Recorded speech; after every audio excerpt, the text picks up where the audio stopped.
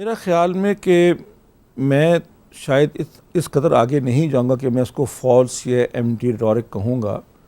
مجھے ایسا لگتا ہے کہ جو ہم نے سیکھ لیا ہے نا، بس ہم اس سے باہر جانے کو تیار نہیں. اگر میں کہیں پیدا ہو گیا ہوں یا مجھے ایک ماحول مل گیا ہے ایک خاص مسلک کا یا ایک خاص انداز کا یا رب العالمین کے حوالے سے خاص اظہار کا، تو مجھے ایسا لگتا ہے کہ سارا کچھ ہی میرے پاس آ گیا ہے. یہاں پر مسئلہ شروع ہوتا ہے کہ اگر میں نے ایک خاص طرح سے کام کیا تو میں کہتا ہوں کہ نہیں، دنیا میں اور کوئی طریقہ ہے ہی نہیں. تو میرا خیال میں اس کا تعلق مائنڈ سیٹ سے زیادہ ہے کہ کنویں کا مینڈک کی طرح کا مائنڈ سیٹ اگر بن جائے نا کسی قوم کا، اور بننا شروع، اور وہ ہر معاملے میں ہی ہے، وہ اس مذہب کے معاملے میں نہیں ہے، وہ سیاسی معاملات میں ہے، گھریلو معاملات میں، کہ جو میں نے کہہ دیا بس وہ کہہ دیا، اس کے آگے ڈیبیٹ نہیں ہے. اٹس مائی وے اور دا ہائی وے.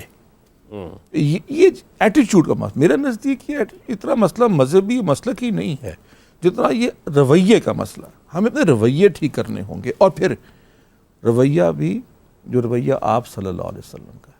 آپ صلی اللہ علیہ وسلم کے سامنے کوئی کسی نے بری بات کبھی نہیں کہی، برا کام نہیں کیا.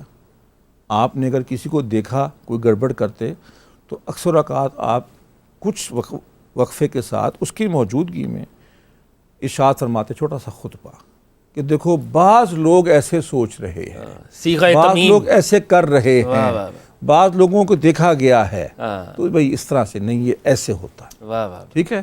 اگر ایک آدمی کو دیکھا، ایک امہات میں سے ایک کے سامنے آپ جب تشریف لائے تو وہ کچھ تسبیح پڑھ رہی تھیں، کچھ ذکر کر رہی تھیں اور کثرت سے کر رہی تھیں، تو آپ نے دیکھا کہ وہ کتنا ٹائم انگیجنگ ہے، تو آپ نے یہ نہیں فرمایا کہ یہ نہیں ہوئے، جس طرح اگر مجھ جیسا کہا او یار تم کیا کر رہے، تم کو تو کبھی یہ کلا ہی نہیں سکتی بھائی، یہ کبھی کوئی کون کرتا ہے.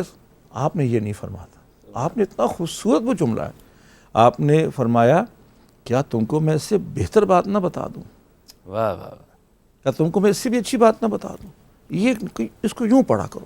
واہ واہ. تو کچھ تو ٹھہراؤ، کچھ تو، ہر بات پہ تلوار نکالنے کی کیا ضرورت ہے.